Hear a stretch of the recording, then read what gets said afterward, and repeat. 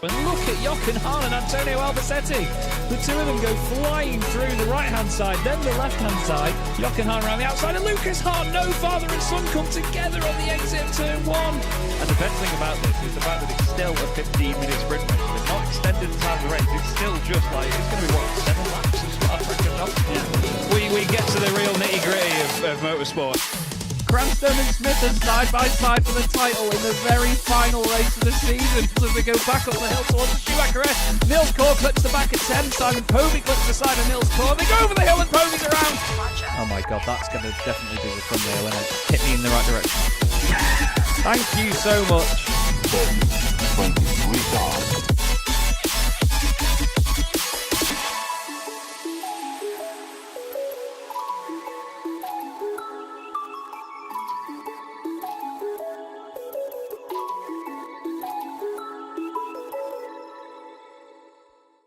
Racing isn't easy, but experiencing it is.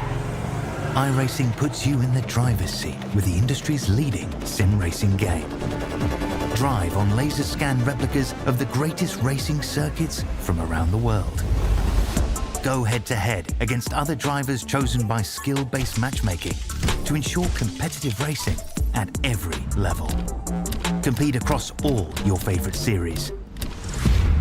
In officially licensed cars, engineered to deliver the most accurate driving experience possible.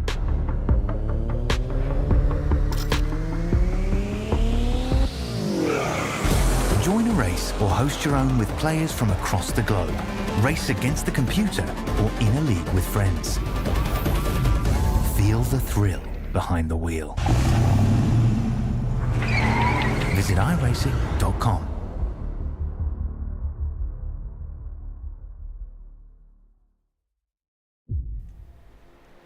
Good evening, everybody. Welcome to Chaz Draycott Media and welcome to round 8 of the Evolution Sim Racing GT3 Championship in their 7th season. And welcome to the Split A race of this evening. We are here for Split A of the 2 splits. Anyway, there's Split B going on the Evolution Sim Racing YouTube channel, displayed there by the wonderful Joe Glass and Dara Thacker. But here in Split A, you've got myself, Chaz Draycott, and the delightful Ed May alongside me in the box. Ed, we're here at Imola tonight. A much longer name, but we just know it as Imola. We love this place, don't we? What a challenge. It really is such a difficult circuit. Thank you very much, Chaz, for the warm welcome. And yes, we are here for the 8th round of the Evolution Sim Racing GT3 Championships. And like you say, Imola is such a demanding technical circuit. It's got a bit of everything, doesn't it? Sort of fast flowing corners from one to the next. Then you've got obviously the slower speed, the hairpins such as at Toaster, and also sort of that double left-hander at the end of the lap. That can really catch out a few drivers with the heavy braking zone downhill. And then, of course, the chicanes mean you need to really get the car pitched in. But I'll tell you what, it's a great circuit for hot lapping. We'll see how the racing goes tonight, because I think just started with the end, haven't we, of practice, getting ready for qualifying. We've got some championship standings to read through first. We absolutely do, mate. Yes, elite standings at the moment. It's Fraser Smith from Luke Lucchese. Luke finished 14th last time out after a very tough second race at Circuit of the Americas, I should say. And then Yannis Albert is in 3rd place. Some podiums for him this season, same with Tristan Dinabrega. Ryan Otton's got his first podium of the season as well in the latest race. He's ahead of Luke Van Gortel. Kevin Poon will not be with us for the rest of the season, unfortunately. Will Soper is next up in 8th ahead of Jean Breitenbach and Luke King, who completes the top 10. We spoke to Danny Lee last week as well, who had a great time finishing in 2nd place in the Mustang. He didn't expect it to work, but it certainly did. But how about those pro standings, Ed? It's nice and tight at the top, but it's very, very packed in the middle as well. Absolutely, yes. The top 3 are at least separated by just about 50 points, aren't they? Chris Jennings leading the way, 457 points to his name, with that 2nd place, a good podium result in that 2nd race last time out at Circuit of the Americas. He's certainly a driver that has been on fine form all season long, and hoping to continue that for the final few rounds. Alex Fretwell, while he got the race victory in the first race, his 2nd race wasn't quite all it cracked up to be. He's down in 2nd at the moment, just 37 points shy of the top step. Bobby Trundley just 15 points back from Alex. And Bobby's had a really good run of form.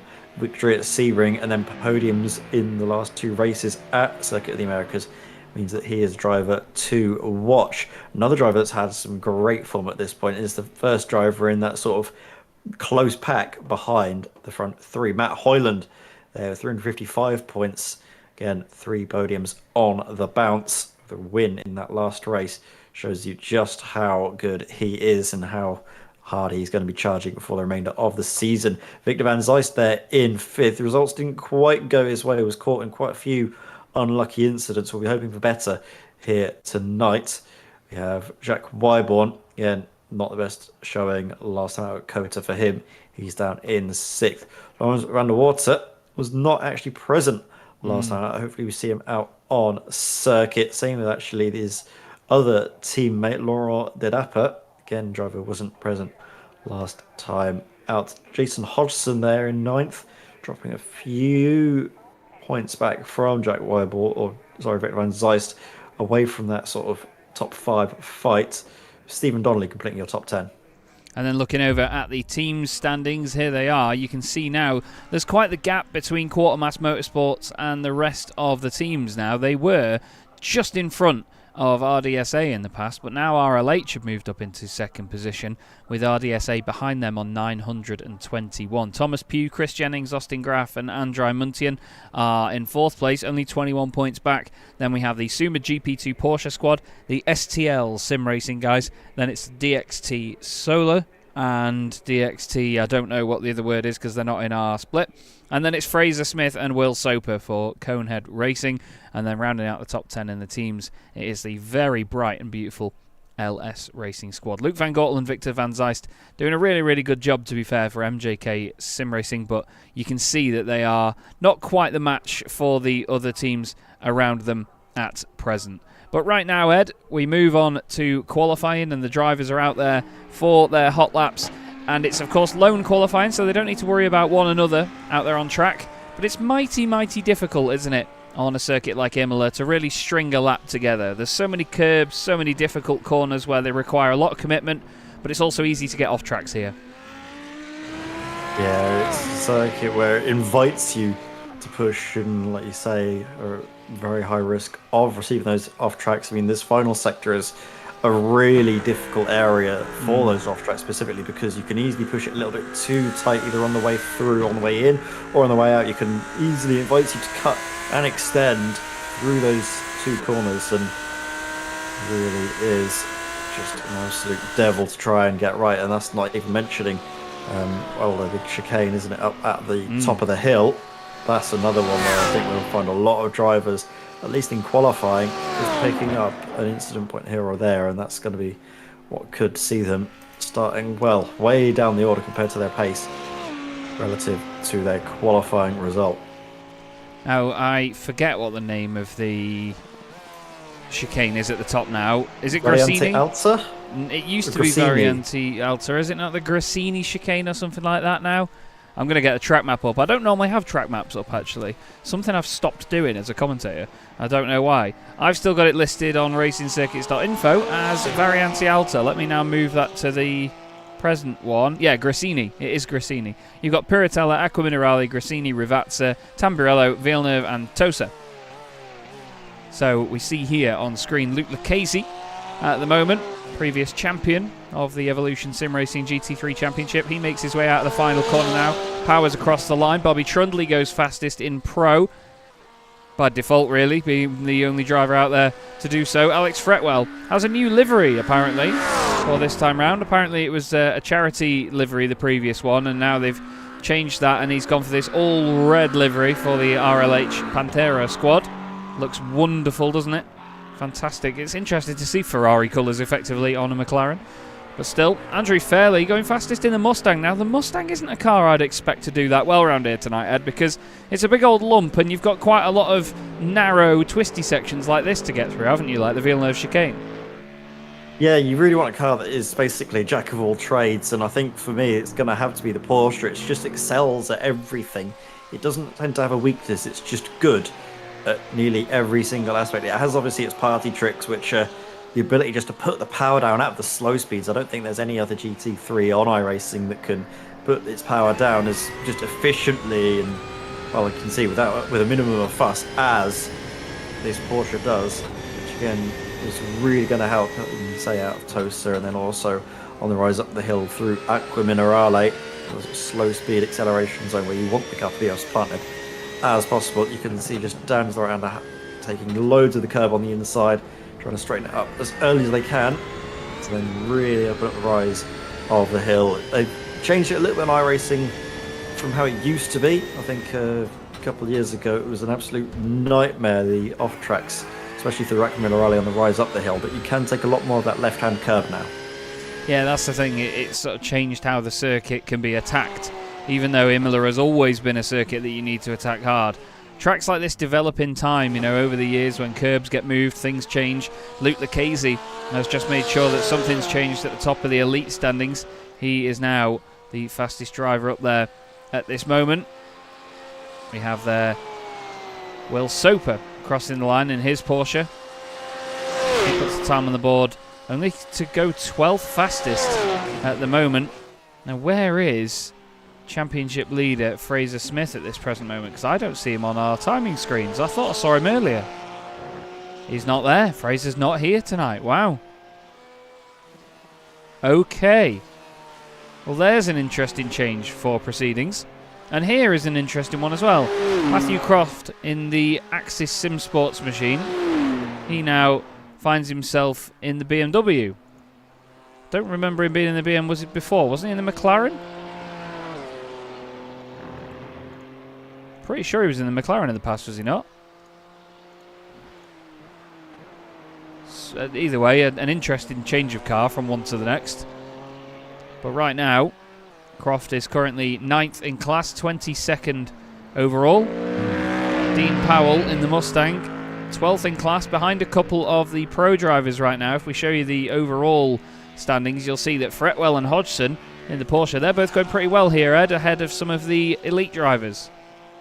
Yeah, they're going really nicely. Jason Hodgson, Alex Fretwell as well. Again, Alex seems to be really good in the dry weather. He was absolutely just excellent, wasn't he, in that first race last night, if you can remember, in the hot track temperatures at COTA. It seems to be something that really does benefit the McLaren, is the sort of hotter tracks. We saw it as well, actually, at Zolder. That wasn't a cold track by any stretch of the imagination, at least in the first half of that race. And then obviously when the rain fell, it was a completely different story, but we shouldn't be seeing any rain in the forecast for Imola. I think we just have one race where the weather was set to change. It's going to be dry for the remainder, isn't it, Chaz? So looking good at the moment for Alex Fretwell and his championship hopes, as long as he's able to maximise sort of the results he can get when the track and the car are sort of at the optimum for him, shall we say. As Jason Hodgson again over the line, doesn't seem to improve his time, stays second in class for the moment. It's great to be back with GT3s again, actually, to be honest. I was broadcasting the CDM Formula 1 World Championship last night, in which some of these drivers will be taking part, I must say, as well. I know that Mr. Hoyland is very happy because, as per our pre-season testing, he's got one of the Jordan Mugen Hondas for the upcoming season, so he's going to be over the moon about that. Not sure if Francois Brandet is here this evening. I cannot see him out there on circuit. But he is also racing. Martin Kenyon as well. Kenyon got a Sauber, if I remember rightly. But they're just so different to look at, these cars, compared to the little Formula Mazdas that we use, the Pro Mazda, the Star Mazda, whatever you want to call it. It's just great to see the body language of these machines. They look a lot less fragile, the GT3 cars, as Jack Wyborn goes 3rd fastest in class.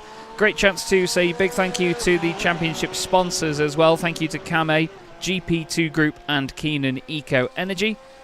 Always a pleasure to have their support, and of course the support of the admins, James Bostock in particular at Evolution Sim Racing. Yeah, wonderful. As Ryan Ottens jumps up into 3rd place there. Oh. That's his qualifying session over with right away, though. He does his 4th lap, and that's good enough for the 2nd row. See Yanis Albert now, he's on a bit of a charge, and he jumps up to 3rd now, demoting Ryan Ottens a singular place. You'll see himself at the moment, and actually that is the end of his qualifying session, so he will, as it stands, line up behind our pole sitter Andrew Fairley. Oh, no, he won't. Never mind. Lucchese goes fastest and Hodgson goes fastest. Both of them setting new quickest times in their respective classes. Lovely stuff. Nice job, gents. But wow, they're leaving it till quite late on in the session to get that done, Ed. Yeah, definitely. That's, I mean, I guess trying to... Well, I mean, I was going to say try and aim for when the circuit's got the most rubber laid down, but because it's a lone qualifying session, the rubber state isn't really changed by any of the other cars. It's static. It's only really affected by the driver that's out on the circuit, which is yourself in that situation. As you see Luke King now for F1 Esports, as he comes over the line, he's got one more lap to go. The drivers get 4. This is his 3rd completed. He jumps up into 8th place, class and overall. Jason Hodgson and Alex Fretwell, 1st and 2nd in Pro, 11th and 12th overall. Just looking a bit further down, Paul Calishaw in the Suma GP2 NSX having a little bit of a wiggle this way and that way there. He's got Raz Harper not too far behind on the circuit in the DDK Racing Team Lamborghini. Let's go on board and listen as Hoyland goes fastest in Pro now. He goes quicker. 45 thousandths of a second separating the top 3 in Pro. Incredibly close once again. But this is the thing, Ed. Every season the level just gets better and better in the Evolution Sim Racing GT3 Championship. And the qualifying sessions get closer and closer all the time as well. Yeah, definitely. And it seems that especially as the season goes on, it gets more and more competitive. I think drivers, they obviously find at the start of the season, the cars that select maybe not suiting their driving style, so they maybe go for a slightly more optimal car. Obviously, we know a lot of drivers have made the switch over to the Porsche recently, haven't they, Chaz? Which is why we don't see as many of the other manufacturers. No Audis or Ferraris here tonight. Those are the 2 manufacturers that we are missing. We have got one lone BMW, as we mentioned earlier, Matthew Croft, behind the wheel of the BM. We've got, again, actually, the only 2 of the Mercedes. Yeah, no Matteo Carbonari. Drabi. I think Drabi and Robert Backer. Yes. Out there at the moment. Yeah, no Carbonari for this round, bad look of it. On home soil as well. It's a shame not to have him with us for this one. Hopefully he'll be back for the finale few rounds of the season. We're here for round 8 of the championship in this 10-round season. In a week's time we head to Mugello for 2 30-minute races in mixed conditions. We had an absolute blast in Season 6 when we last did that. And then we have 2 half-hour races at Bathurst to complete the championship, which is going to be a wild ride in itself, isn't it, Ed? Bathurst is great in GT3 cars. It's obviously a staple with the fact that we have the Bathurst 12 hours at the start of the year. But when you've got 2 half-hour races, 2 opportunities to do it, that's going to be a real lively evening. Yeah, it really will do. Hopefully the drivers will have nice clean races through there, because the one thing you don't want to have is the whole field sort of split in 2, don't you, from an incident going up the mountain on the opening lap. It can sometimes ruin a little bit of the show and the spectacle, but GT3's at Bathurst. It is a match made in heaven. Hopefully we'll see exactly why towards the end of the season when we crown our 2 champions, and also with the team's championship to think about as well. See, team's championship done, isn't it, irrespective of sort of where you finish overall, but rather based on class position, isn't it, Chaz? Yeah, it's based on the splits as well. So if you've got 4 drivers in your team, as we've seen, regardless of whether they're in this split or the other one, the points are scored across both. So you could have a team in the lower split, in the B split, that we don't get to see here tonight. We have no idea how they're getting on, and they could be scoring big championship points over another team in this split that have only got drivers here. So it's really exciting, and it mixes it up a lot more. So hats off to the organisers for putting it that way, because it keeps the competition alive across both, and it means as well that, you know, the drivers in the B split don't sort of look up and go, oh, we're not as quick as them. It puts them right amongst it with the very top dogs in the entire championship, so I like that. Definitely, and as well with both splits being broadcasted, it means that the drivers in either split B or split A don't get to feel like they're being left out, do they? They both get some absolutely amazing broadcasts, obviously on the Evolution Sim Racing YouTube channel. It has the B split on at the moment. Obviously, stick with us, and then watch the B split afterwards, because some of the racing you get to see is really, really top class, even though it isn't necessarily the top split. I forgot that I'd done this, actually. I was hoping for a lovely blimp cam view of Alex Fretwell's McLaren, but a long, long time ago, Chaz used to set up his cameras like this so that we'd have the sort of start of the broadcast looking like this, where we'd be flying around the lovely scenery of the circuit. We'd place the blimp in the middle, and it would rotate around the infield of the track and give you a bit of a view. But yeah, I forgot that I'd set this up. This was, wow, going 2-3 years ago now that I did that. And now that the session has finished and the cars have disappeared, the blimp has now stopped. That's how it works in real life as well. When the cars aren't there, the blimp just doesn't move. But no, still, we have qualifying finish now. 15 minutes of quali done, and it's Luke Lucchese on pole position in his class ahead of Matt Hoyland in the pole position of the pro class. Let's have a look at said grid then, shall we? Lucchese and Fairley on the front row, with Yannis Albert and Luke Van Gortel on row 2. Then it's Ryan Ottens and Thomas Pugh on row 3 in the Lamborghini. Daniel Lee and Luke King make up row 4. Then it's Gilles Philipparts in the Corvette alongside Matt Hoyland. He's the fastest pro driver in the field. Then it's Dean Powell and Jason Hodgson together on row 6. Following them is Alex Fretwell and Kevin Daniels. Tom Weston and Chris Versteinen next up. Jack Wyborn is ahead of Will Soper. Robert Bakker is 19th with Eric Verlet alongside him. Laurens van der Wouter is 21st with Bobby Trundley in 22nd. He's got a bit of work to do from there. Victor van Zeist is 23rd ahead of Stephen Donnelly. And then it's Laurens de Dapper and Alexander Drabi. Martin Kenyon starts alongside Matthew Croft, with Paul Cowlishaw and Raz Harper not getting valid lap times in before the end of the session. So Andrew Fairley, Ed. Andrew Fairley, near the front of the order here in the Mustang. We've seen him do good things from the front of the pack before. Think back to Road America. I believe it was race 2 at Road America. Can he do the same here in this one this time around? Because I know all these GT3 cars are of very similar performance. They all have their own sort of quirks and things. But I don't see the Mustang being comfortable around this place. We'll have to see. Obviously, the Mustang is very difficult to pass, and if he can get into the lead, maintain that lead, then he's going to be in a very good position. But I just think with Luke Lucchese, how wise he is at the starts and being able to negotiate that with his teammate alongside him just behind that they can coordinate together. I think it's going to be a really difficult race for Andrew, and I think it's going to be probably in Luke's favour. And let's not forget, it's just a 1 hour race here this evening. I say just, I mean it's just one race tonight, and it is an hour long here at Imola. So the drivers have to think about tyre life, they have to think about fuel numbers as well. We might see a little bit of strategy come into play in this one, and I'm excited to see who manages to absolutely boss that. We ride on board here with Bobby Trundley in the Porsche Quartermass Motorsport machine. Just listen to this as it creeps away. Lovely sound from the gearbox. Loads of whines and whistles and creaks. And you can see, look, a lot of these guys will be doing this. They'll be sort of short shifting even while going slowly, just to make sure they're not revving the car very high, they're not using much throttle, just to save that extra bit of fuel, because it all matters, doesn't it, later on, Ed? Yeah, it really does. It's all about just trying to plan early on in the race how you want the end of the race to go. So a lot of these drivers, while they might race hard for track position, they're going to quickly shift their focus, I imagine, towards saving fuel, managing and trying to benefit the most in the pits, because that is sometimes where we see points gained and points dropped in the all-important pit lane battle. But for now, it is Luke Lucchese and Andrew Fairley on the front row.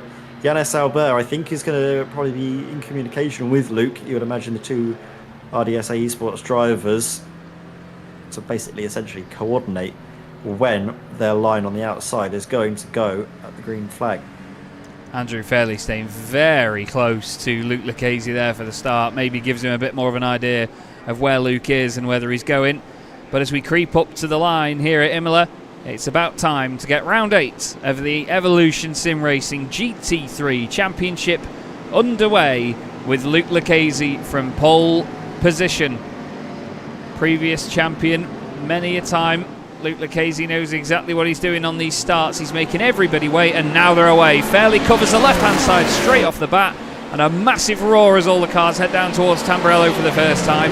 Lucchese keeps it nice and tidy. Albert is on the inside with Luke Van Gortel next to him. Are they going to tidy that up on the exit? It certainly looks like it.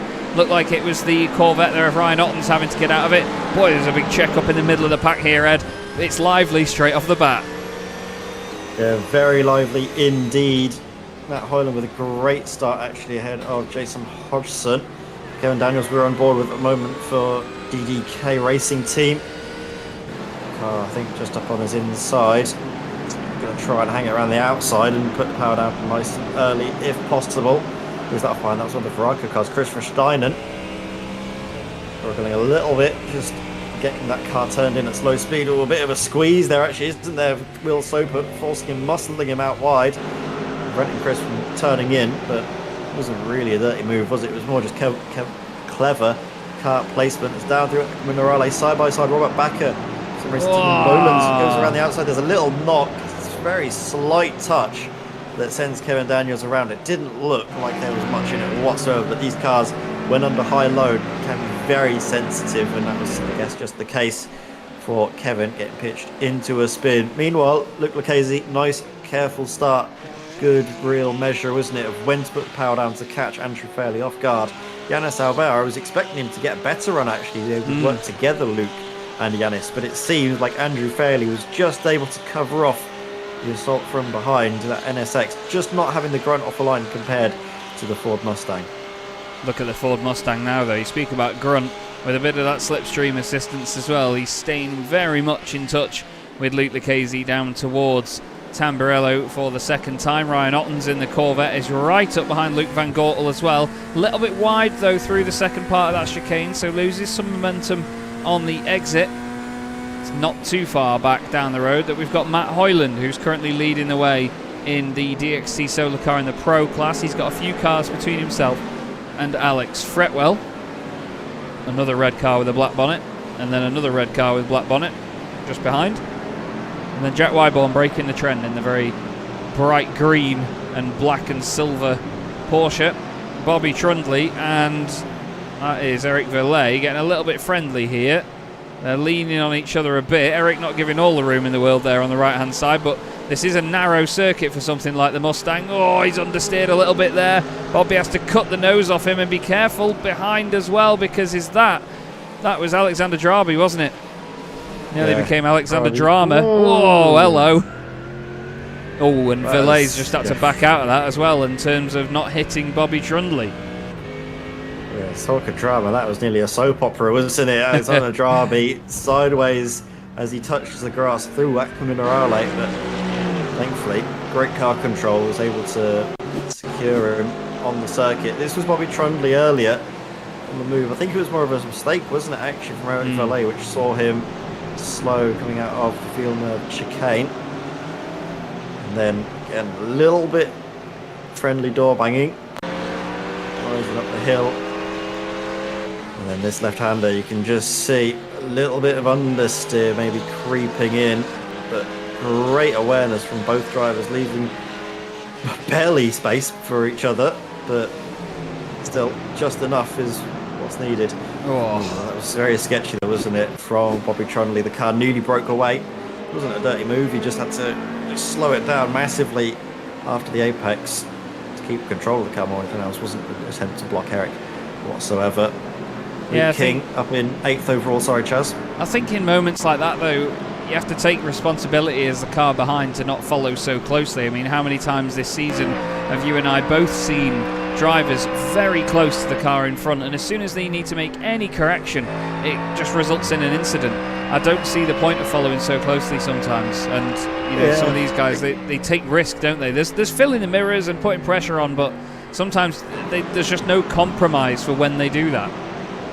I can understand, but I think if you want to play devil's advocate slightly for Eric in that situation, it is sort of in the midst of the opening couple of laps, and I think earlier Alexander Drabi was right up behind him, wasn't he, as they went into Aqua Minerale. Obviously, there was a little bit of a moment for Alex which slowed him down, but in that moment, Eric Verlet, I think, was fully under the belief that that was going to be I say he's breathing right down his neck, which was why he was following so close. He's coming up the rise of the hill. Now down the hill, though, hard on the brakes. This is such a difficult corner, I find, to get right, actually, the sort of first of the final 2 left-handers, because you're trying to fight against gravity. You've got to brake a lot earlier than you expect, but you can still carry a lot more speed into the corner than you anticipate as well. It's so easy just to misjudge it one little bit, take a little too much speed in, get greedy with it, and find yourself off into the gravel. Tom Weston, well, he's tussling away, isn't he, with Jack Wyborn, who was having a little sniff up the inside, but ball slammed into his face. Oh, he's going back for it though. It's been left open just for a brief moment. Oh, Tom's gone hot. He's got a great view of all of this. Yeah, Tom went a little bit too hot into there then, leaving the gap down the inside just for Jack to get it. I need to leave room on the exit as well. But yeah, Robert Backer, he doesn't really want to be fighting with these boys though, because at the end of the day, these guys are in the pro class, Robert's in the elite class. He wants to dispose of them quite quickly, if I'm honest, and he goes down the inside there. Will Soper will gladly accept any invitations to follow him through as well. There's a touch there. I don't know if Jack Wyborn knew he was there, in all fairness, but that was a bit of a late move back across by Jack. Christopher Steinen is now the one with the front row seat to all of the drama. This is great fun. Yep, Chris Rocco, Esports Team Orange, his way through Grassini. Nice on the power as well, actually. This could be a lovely little run now in towards the final couple of corners. He's going to maybe feint to the inside, trying to psych Will out. No, very smart, realises it's too early in the race for daring moves. As I say that, does he get into the back in that previous round, or was it just too much speed? He hit the back of the Porsche, did Christopher Steinen. Again, just really close to the back of him. Like, I get it there. He backs out even at that point, and then he brakes around the same point, just not as hard. Just hooks that front end in, and that's all it takes to unsettle the rest of the car for Christopher Steinen, unfortunately. Paul Cowlishaw has had a bit of an issue and gone off the circuit. Don't think Paul run in too confidently here this evening. He failed to put a solid time on the board in quali, and he's gone well too hot into Aqua Minerale there. Luckily for him, the car doesn't spin, he doesn't hit anything solid, he's back on, but yeah, he's not going to be too happy. Jack Wyborn maybe not going to be too happy about that there from Martin Kenyon. Throws it back up the inside. I don't know why I said Martin Kenyon there, because Martin was right behind in that previous shot. I'm sorry, Martin. I mean Tom Weston. Now Will Soper is in the mix as well. He's on the right-hand side of Wyborn. So close together. Wyborn nearly completely closing the door. And again, Will Soper now, he resumes the position of what Robert Backer was doing earlier. He doesn't want to fight in this with Wyborn, because Wyborn's in the pro class, not the elite class. Yeah, but Will does obviously wants to get ahead of Jack Wyborn as soon as possible, because he's got 2 cars up ahead that he can take championship points off of, that being Tom Weston and Robert Backer. But Tom, I was expecting to get a bit more of a shift on after getting ahead of Jack Wyborn on that previous lap. It just seems that maybe mistakes are creeping in as he's pushing maybe a touch too hard, and he's opening 10 minutes, chase down Robert Backer. Meanwhile, we've got quite a train forming behind Ryan Ottens. Danny Lee, first of the drivers in pursuit of Ryan Ottens, who's holding on to that 5th place. And you can just see the closing speed of the Mustang. The power is there. The top end is definitely present as well, but a little cover to the inside is all that it takes to fend off Danny for now. Try and maybe focus on the run out in towards the Villeneuve chicane, but again, no real run for Danny. Is looming in behind. That is Thomas Pugh for Axis Sim Sports. He was just I think more filling the mirrors than anything on Danny Lee. Not really an attempt at a position, at an overtake. Gilles Philipparts, closing behind. Well, another Alpha Esports driver that's been defensive. This time it's Luke King. Yeah, Luke King in the Porsche, trying to find a way past Matt Hoyland, but at the same time he doesn't want to upset his race too much, because just behind Gilles is that McLaren there of Alex Fretwell. Alex is second in the pro class right now. Jason Hodgson is third. He's not too far up the road either. There's some good battles going on. There's an interesting battle actually going on for the top 2 spots, I must say. Andrew Fairley is close here behind Luke Lucchese. Just look how clumsy and bumpy that chicane looked then. That angle really showed it off. Aqua Minerale isn't what it used to be, but flipping heck, it is. Sorry, not Aqua Minerale. I mean Variante Alta or Grassini, whatever you want to call it these days. But it's certainly still a scary old corner, isn't it? Yeah, it demands a lot from you just to have the confidence, almost the muscle memory, isn't it? It's on you operate basically on instinct, especially when you have to get to grips with the limits of what you can and can't do. Got that turning point pretty much memorised to just cut as much as you can get away with out here. Last lap actually looked like Casey pulled away a few, it was a couple of tenths actually, wasn't it, on Andrew. So a good pace from Luke Casey leads the way. But these front two are starting to really break away now from Yannis Albert. That gap 1.5 seconds. Luke Van Gortel as well, he's just dropped back from third. But they're all pulling away from Ryan Ottens, who I think is really going to have to start to defend now, as Danny Lee is looking a touch more impatient, I think, behind the Corvette.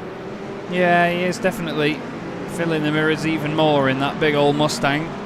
And to be honest, Thomas Pugh is having to be quite patient here, because it's like following a truck on the motorway. You can't really quite see around it as to whether you should pull out and make a move or not. Thomas Pugh is hoping that the big old Mustang at some point soon will get past that little Corvette. But to be honest, Ryan Ottens is doing what he does best, and it's just holding station at the moment. He's always been quick in this championship as Ryan, and he continues to show us why he is one of the most considerable front runners. Wow, it really looked like Danny Lee was sideways. There's anything there, but the car just seemingly floated through the corner and somehow hit. That was really weird. It took me a second to sort of fathom what I was watching. You know, one of those moments where you got to blink twice and really think about it. It's really weird that. The Mustang was very sideways. Makes it seem like it doesn't weigh as much as it does, really, doesn't it, that Mustang? It's sort of a deceptively light car, I find, because while it has got a very big, beefy shell, underneath they've stripped so much out of what would have been the base Mustang that it's actually quite a nice, light, proper thoroughbred race car. Indeed it is. They Not make one you'd a expect to see making that sort of slide, is it? No, not at all. They make a road-going version-ish of the GT3 car as well now, do Ford. It's the Ford Mustang GTD. I think it recently set a new lap record at the Nürburgring Nordschleife as well for American cars, I think it was, or American sort of coupes or whatever. But yeah, a very, very potent bit of kit. Martin Kenyon, oh dearie me, he's having some dramas there with Chris Versteinen. He was already swapping around a lot with Chris. Chris got the run out of the final corner. That sounded fantastic. Down towards Tamburello they go. Martin tries to cover the inside. Chris, oh, there's a bit of contact, and then, oh, actually, that was the previous lap. Goodness me, they've really been going for it, these guys. This is on the lap in question. Chris once again to the inside. Martin once again puts the car in the middle. Again, they run wide. Now this time, yeah. I think Chris running wide there is what puts Martin on those curbs, unfortunately. I don't think he ran him out of room intentionally, but Chris just understeered a little bit much there, didn't he? Yeah, it's one of those unfortunate little moments on a racetrack that, while it's not deliberate by anyone, can just cause things to unravel. Meanwhile, well, sort of not really unraveling, but rather winding up is that battle behind Ryan Ottens, isn't it? Again, Danny Lee in hot pursuit as they go charging down the start-finish. Well, not really quite straight, but I guess there's no other word for it, is it? The start-finish straight. Once more, Danny Lee. It's got a much closer run, but again, just not really enough, is it? To have a look at the inside through the Villeneuve chicane. It's all about just sticking close enough that you can capitalise on any mistakes from the car ahead, because they're both just losing a little bit of time here, battling with one another. They don't really need to slow each other down when they've got Luke Van Gortel definitely within touching distance, it's fair to say. It's not disappeared off into the sunset as Luke. Yeah, exactly. He is just there going through shot, and Ryan Ottens knows that in time he'll have the pace to catch up to him. It's a single hour-long race here tonight as well, let's not forget, so the drivers need to think about the bigger picture on a race like this, because they don't have a reset button, they don't have the second race of the night to recuperate any points they miss out on in race one. Andrew Fairley, though, doing a great job for ADX Racing Esports at the minute. This gorgeous white, gold, and, well, it's purple, isn't it? Purple Mustang doing incredible things We've seen him go well at Road America earlier in the season. He's got a really good run actually this time on Luke Lucchese. Luke will just want him to, for lack of better words, go away. And right now this is the point where the slipstream starts to properly affect the car behind, and look at the run that Andrew Fairley has got. Luke covers the inside line, now sticks the car in the middle of the road. Good stuff, but nice from Andrew as well. He's not pushing too hard to get this move done, because both of them know that if they fight too hard, Yannis Albert will be right in the mix as well. Absolutely, and you can just see Yannis at the top of the shot now, just coasting his way through. And Yannis doesn't want to get reeled into pushing too hard to catch up, because you can see that's when the mistakes can start accruing. It's just about driving your own race and try not to get distracted by everything that's going on ahead. Well, Bobby Trundle, he's just got a great show behind it. He's just going to try to not get distracted by his Alexander Drabi and Eric Verlet. Not quite the V8 convention that we once saw at Zolder, but rather sort of more of a V8 meetup. Yes, meetup, chat for coffee. Yeah, it's like a subgroup that's going on between Alexander Drabi and Eric Verlet. These guys are very close together as they go up now. It's a V8 date. Yeah, a V date. Yeah, it's that time of year. Hopefully everyone's got their Valentine's sorted for tomorrow, and if not, well, we've just reminded you, it's tomorrow. Get a crack on. Yeah, by the way, you've got a few hours. Nice one. But it's all good. In this battle, it's all love at the moment. They're not really having any domestics or fallouts at this point.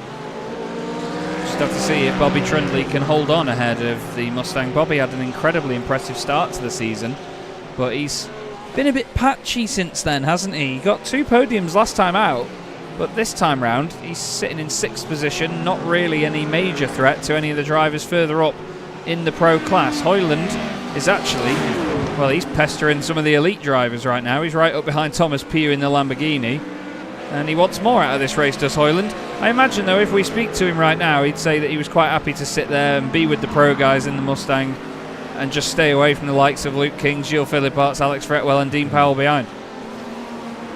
Yeah, I mean, looking at Matt Hoyland at the moment, he's on for a really fine run of form, hasn't he? Those 3 podiums in a row, not too dissimilar actually to Bobby Trundley. Yeah. Each of them having a first, a second and a third in their past 3 races, just all in different orders of course, but Bobby Trundley, I think he's just not quite gelling with this circuit. For whatever reason, it just might be a track that he's weaker at. No shame in it, a lot of drivers tend to have stronger tracks and others have weaker circuits. I know for me there's a few circuits that I am absolutely terrible at, and others that I just go like stink on, I absolutely love, and I think this must be one of the circuits that Bobby Trundley just can't quite gel with. Meanwhile, Matt Hoyland really going nicely as whoa, that was a massive close up behind, wasn't it?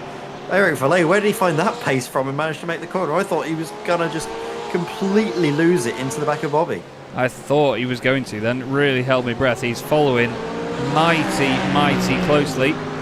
I have been corrected as well, by the way. I said last week about the Viraco esports team being part of the Flemish team. That's not the case actually. It's just that Flemish were partnered with the Viraco brand previously, as there's contact for the lead between Fairley and Luke Lucchese. Lucchese ends up off the circuit, ends up having to get out of his teammate's way to recover. I think that's broken. Is it broken? It doesn't look great, does he? He's hit a left hand down already on the straight, and you can see it's not playing ball whatsoever into the corners. We'll get a better view of it as he's rising up the hill out of Tosa, but I think you're right there, Chaz. That assessment, bang on. Immediately there is some damage there. Look at him, he's having to go left hand down just to keep it going straight. What on earth happened, boys? What on earth happened? So Fairley closed in. Across the line they go. Sounds fantastic. Trundley's going down the order now. We'll have to look at that in a second. So around the outside goes Andrew. I just don't think Luke left enough room down the inside. It's a tough look one. like there was enough room left from that angle, but we'll see from another one if we can. This is going to give us, our favourite. I think, the best picture. Yeah. Andrew, great on the brakes around the outside. Really late on the brakes. amazing, wasn't it? And then, it's just, he stays on the right-hand side. He can't really just go on to the anti-cuts, can he? Because otherwise that's going to send him up into the air, and then we have an even more vicious crash than what we just seeing. Now, this is Bobby Trunley, like you mentioned. He started coming down the order. Is Ville going to hit him? A bit of a gap, doesn't he? In behind. Is Ville going to hit him? Oh, very late on the brakes for late. Actually, he did all right there. Doesn't seem so. No, for interesting. But, well, don't want to speak too soon as we now come in towards the Villeneuve chicane. Is it just going to be... Yeah. No? Yeah. I don't... Yeah. I mean, yeah. We'll leave it to the stewards. Yeah. Both of the Viraco Mustangs so far tonight have shown that they follow very closely with no remorse, and that was a display of why it isn't always the best idea, as Fretwell is fighting away with Gilles Philipparts while he fights away with his own Corvette by the look of it.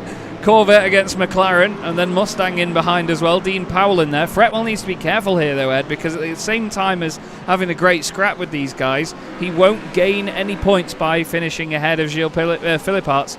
But they've got Jason Hodgson in there as well for a class podium.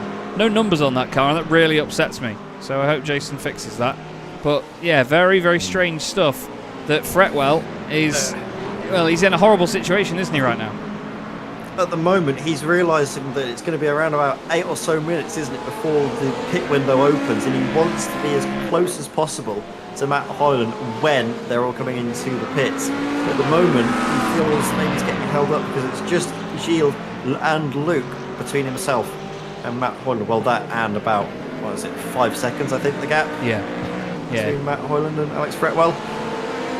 I mean, Matt's in a battle of his own, isn't he? He's got Thomas Pugh, Danny Lee, all of those cars up ahead as Luke Lucchese comes into it. So I was wondering if Luke would be able to nurse it for a little while longer, but if he's got that meatball flag, it has to be something that's dealt with pretty much immediately. I think you get like a couple of laps grace, but fortunately for Luke Lucchese, that could be his race sort of completely changed because he may need to come in for a second time.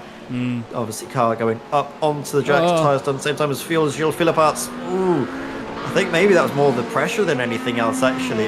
Just paying dividends from Alex Fretwell. He drops in behind Jason Hodgson as well. So Alex Fretwell looks to the inside, looks to the outside. Again, just filling the mirrors, moving one way and then the other. Not really in any sort of attacking manoeuvre, but rather more almost, like I said, just trying to distract the Corvette. It works for him, and he gets that position with a minimum of fuss and can now set his sights on Luke King and Porsche just up the road.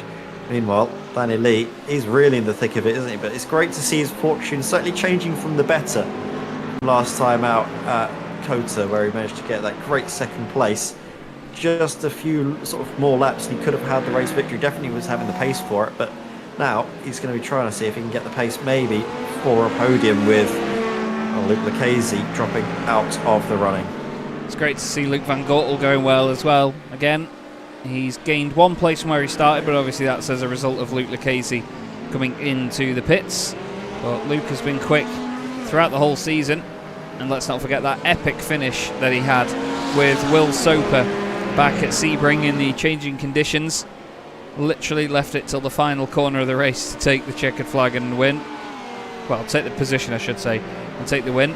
What Luke Lucchese's demise means is that Andrew Fairley in the Mustang leads this race. He won't have wanted to have taken the lead like that with contact, but at the end of the day, he was doing what he could do by the look of it on that inside line, sticking to the curb, and he now leads the race. Not sure he's got any damage or anything, but Yannis Albert will be hoping to pick up the pieces if needs be. Let's not forget, Yannis has had a number of podiums, I think 4 podiums this season, all of them third places, and we know that Yannis is absolutely rapid and a very consistent driver, so if he can just piece this one together, it'll be his best result of the season. Not the season he would have wanted either, but it'll be great to see Yannis returning back to solid form, as a lot of the pro drivers are coming into the pits now, Ed. Yeah, that's interesting. Bobby Trunley, I think he was a driver that we saw have an issue earlier, and I don't know if that's maybe as a result of damage. Just having a look as well, actually, at the early season stats at the moment, and Andrew Fairley's results make for interesting reading. 25th in the first race, DNF in the second, 22nd and then a 12th, then a race victory, and he wasn't there for round 6, then 11th, and then 5th, then 9th, then a second place finish in the first race at Kota, and then a 12th. There's one driver that seems to come to mind, and that's more Colin McRae. It's sort of a more of a win it or bin it style of racing from Andrew Fairley. And at the moment, he looks to be on course for a glorious step to, well, the top of the podium as it stands. But Yannis Albert, he's chasing him down, and this is a time for Yannis Albert to really make some good inroads in the championship fight, isn't it, Chaz? Because with both, well, Fraser Smith not in attendance and Luke Lucchese seemingly not scoring any meaningful points, Yannis can have a big step forward in his championship fight. Yeah, as a good friend of mine, Peter Mackay, once said to me, he's the presenter for the European Rally Championship. He said trees or trophies, which is apparently a rallying phrase, and that's very much the case with Andrew Fairley. There's a bit of a battle going on here between these guys. Danny Lee suddenly found himself almost alongside Ryan Ottens, who was seemingly held up by Luc van Gortel. Victor van Zeist and Eric Villet have changed places. I think Eric's just gone a little bit deep on the brakes. Oh, he has to get out of it. Again, though, another Viraco Mustang nearly hitting the back of the car in front on the brakes. I don't know what these boys are doing. No, I don't know if they've just not got the brake pads with them today or something. It's just, they're definitely braking at the same points as all the other drivers, just maybe not as hard. Maybe they, obviously, well, the Mustang isn't necessarily weighty. It probably weighs a little bit more than something like the Porsche, perhaps, which is why it's maybe struggling to slow down, especially with gravity working against it. It's Victor van Zeist there having a little spin on the inside of Tosa. Good awareness, though, to try and keep himself out of the way and gets the car turned around once it's safe to do so. Luc van Gortel now hanging on, it's fair to say, to this podium with Ryan Ottens, Danny Lee, Thomas Pugh all chasing him down. I think, though, Ryan Ottens and Danny Lee, they've done very well not to race each other too hardly, because there was a point earlier on in the race where Luc van Gortel had a roughly 2 second or 1.5 second margin, didn't he, Chaz? And now they've been able to sort of put their differences aside, focus on, I think, the main threat, which is going to be losing out on a potential podium. But now look at this. Ryan Ottens, he's really piling the pressure on Luke. Yeah, he's suddenly turned it on, hasn't he? Knowing that they're going to be pitting soon, he's really turned the wick up now, and Danny Lee can see that, and he's also backing into this fight. But I think it's definitely the case that when Danny was looking like he was making a move on that previous lap, I don't think he meant to. I think it was just that I think Ryan had gone in a little bit too hot into the Villeneuve chicane. Danny just found himself alongside and was, hand out the window saying, I don't want to be here, after you, go on, crack on. So these guys are now starting to pile in behind Luc van Gortel, who has had a very consistent first stint. It's just he's now dropping off pace-wise compared to those around him. We've got a good quartet a bit further back as well, by the way. Kevin Daniels chasing Stephen Donnelly, who has then got the 2 Viraco Esports Team Orange Mustangs ahead of him. Those two now, Chris Versteinen and Eric Verlet, hoping to move forward in brute force, I imagine, further up the field. But it's going to be Versteinen overtaking Verlet, I'd imagine, at some point soon, as it is Elite Driver trying to overtake Pro Driver. But they now fly in formation, like the Red Arrows, but just bigger, as they head from 18th and 19th overall, 6th and 3rd in class, to wherever else. Alex Fretwell in the pits now, though, Ed, as Yannis Albert does the fastest lap of the race. Yeah, you've got the Red Arrows, and I think the Viraco team are more the orange bricks, aren't they, in their Mustangs? The orange warehouses. They've lobbed it up the inside a few times, but obviously it's not as much property damage than you would chucking a brick at someone, so hopefully it's been nice and careful. And to be fair, they've not done too badly with it, still fighting up there. Hopefully the fortunes change in the second half of the race. That's the thing as well, sometimes you find ourselves, this is great, isn't it? Luc van Gortel and Ryan Ottens going at it, hammer and tongs. You sometimes forget that these races are, when we look back at them, one whole race, because they almost split into 2 phases, don't they? And now we're into the second phase. Ryan Ottens up the inside of Luc van Gortel, just throws it up there, muscles him out of the way, and now they come through Akman Raleigh. Well, Danny Lee fancies a piece, doesn't need to take advantage, but when you're on the outside, it's so difficult to keep that momentum, and I think he realises that discretion is the better part of valour. Wants to cut his losses and stay right in behind Ryan Ottens. This was the move from Ryan.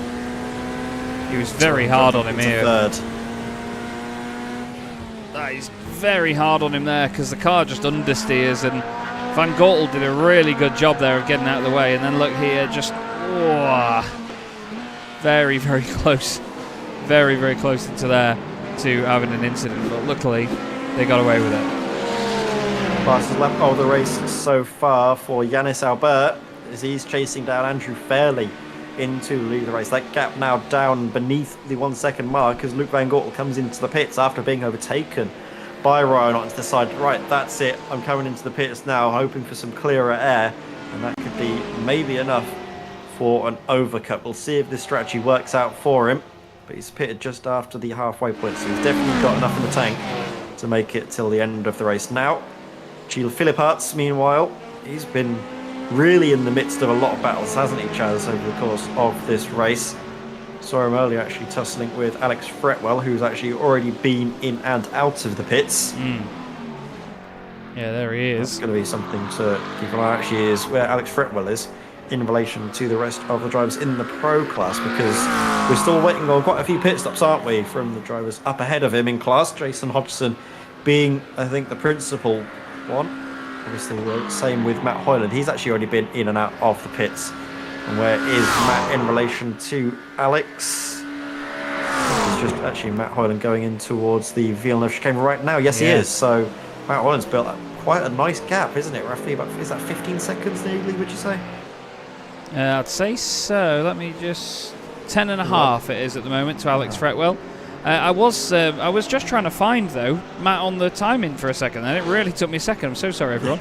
But yeah, there was. I was expecting there to be more cars between them, but it's only Luke Lucchese and Luke Van Gortel. Lucchese obviously lost a lot of time earlier, but he's still out there and he's still pushing. So he's on for a solid result if he can keep it amongst the original group of leaders. So I don't think he's in for a necessarily bad time, is he? Maybe not. I'm just trying to keep an eye on him though and see exactly how much fuel he's taken on board and if he's got enough to make it until the end of the race. Coming in on lap 13, where a majority of the drivers we expect to return came in on lap 17, lap 18. He's going to have to save a lot more fuel than those around him. So I can imagine we're going to see a splash and dash from Luke. Unless he's saving fuel massively in behind Luke Van Gortel, which doesn't seem to be the case. So he's resigning to making one extra pit stop, so he's going to have to make as much pace and as much ground up as possible on this stint of the race. Robert Backer, come to him up in, well, this is 8th place in class, 9th overall.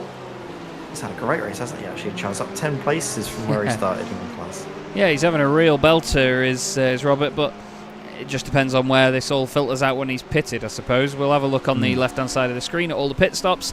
Luke Van Gortel is the highest placed driver in the elite class that has pitted so far, and Hoyland is the highest placed in the pro class. Andrew Fairley continues on. He's got Yannis Albert right behind him, though. Yannis did another fastest lap of the race last time round with a 1:41.55, 1:41.75 for Andrew Fairley. So he's not necessarily dropping a massive amount of time to him, but Yannis is just chipping away, and now he's in that all-important slipstream range here, Ed. I think he's going to stay there until the end, isn't he?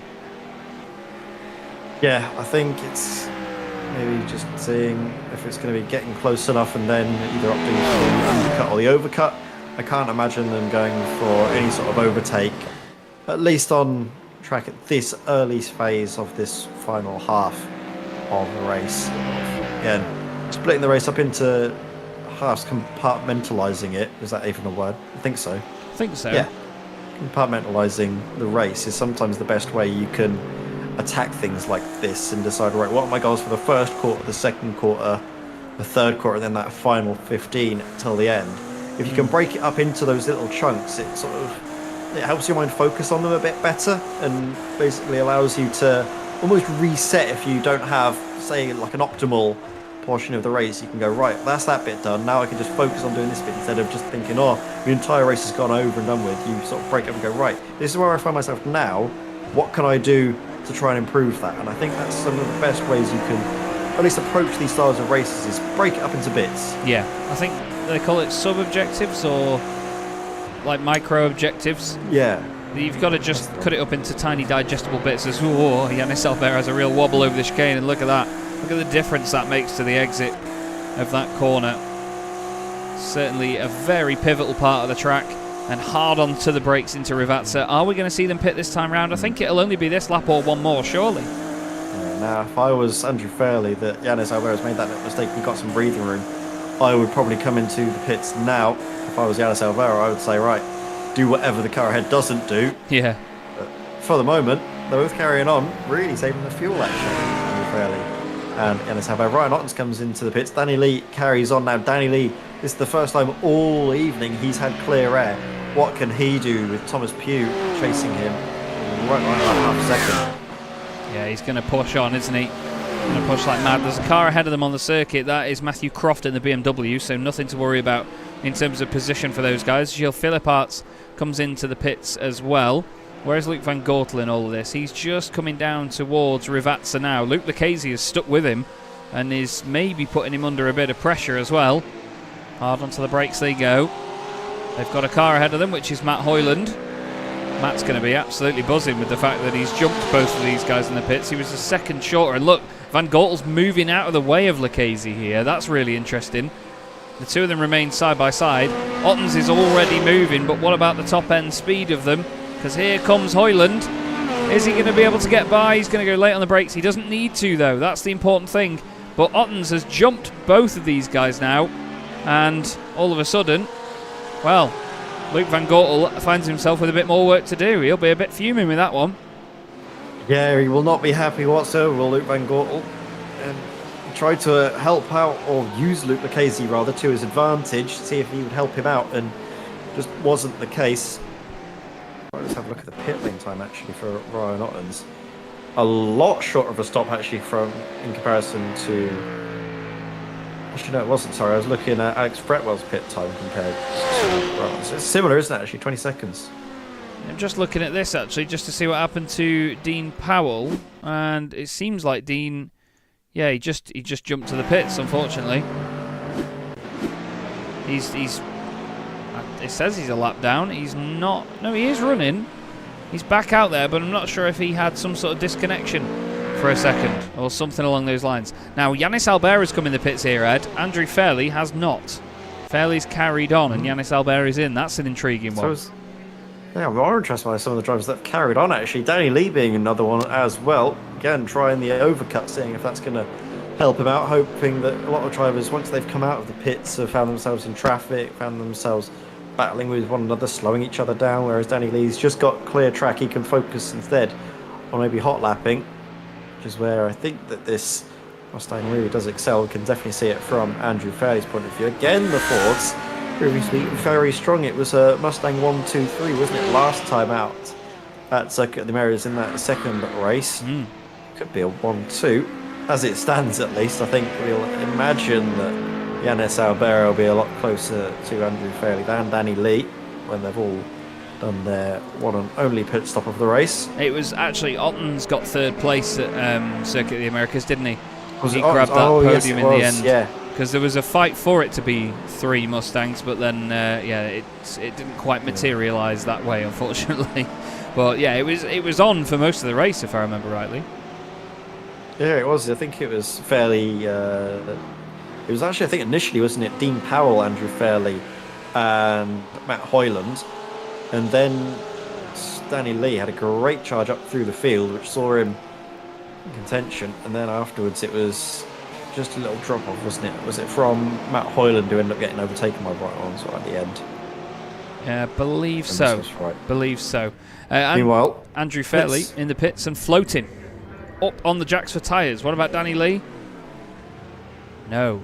Not on for tyres. What about... Sometimes the trade-off is of the heat, really, more than anything else, isn't it? Do you want the heat in the tyres ready, or do you want sort of the cooler tyres but a bit more tread on them? Yannis Albert now, Andrew Fairley already out of the pit lane. You can just see him up ahead. That gap certainly seems a lot bigger than what it was before Yannis came into the pits. Yeah, Andrew Fairley was in the pits for 1.5 seconds less than Yannis Albert. and that meant that he was in the entire pit lane for 1.2 seconds less as well, so he's really made that one work there with 20 minutes left on the clock. Now he's just got to keep that pace up right to the end. Danny Lee is just ahead of Ryan Ottens in a reverse of their battle that they had earlier, but importantly both of them are ahead of this man, Luke Van Gortel. He's behind Luke Lucchese now. Van Gortel was the one that was punching the hole in the air for all of these guys, and he was in the pits for about 19 seconds. Matt Hoyland is the one that's going to have a bit... Oh, hello, maybe not there. But he's going to have a big smile on his face because he's gained 5 places outright in this one and continues to lead the class. Jason Hodgson has jumped Alex Fretwell in the pro class in the pits as well, so they now swap positions. Hodgson having a bit of a quiet race. Fretwell has been sort of in and amongst it, hasn't he, Ed? So he's not really had the easy ride that he would have wanted. Yeah, no, it doesn't seem to be easy breezy for Alex Fretwell, but it appears that the optimum strategy is to go for the overcut, isn't it, Chaz? Because I think out of all of the drivers that were having their little battles, the driver that went longer actually came out on top. Danny Lee and Ryan Ottens. Danny Lee was in behind Ryan Ottens, wasn't he, earlier, Chaz? But it seems like the overcut really worked for him, as I think my internet's having a brief moment. Hopefully we're back. Just what I was speaking on earlier, Chaz, is that Ryan Ottens, Danny Lee battle. Danny Lee overcut, worked brilliantly for him. Alex Fretwell, Jason Hodgson. Fretwell went early, Jason Hodgson extended. He's found himself in a better position. Thomas Pugh as well for Access Sim Sports. He extended and got ahead of Luke Van Gortel. So all it seems to be going longer really does help you out.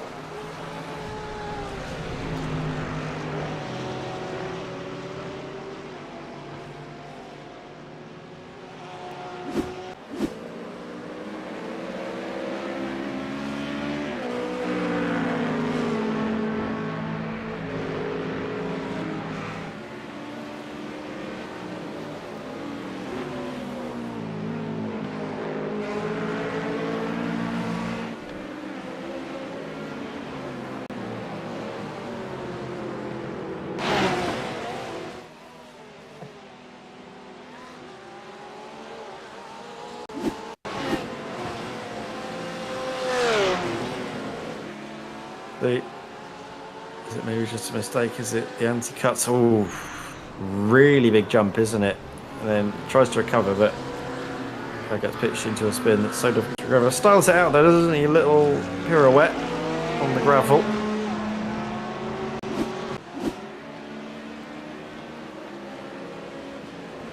Yeah. Sharing is caring.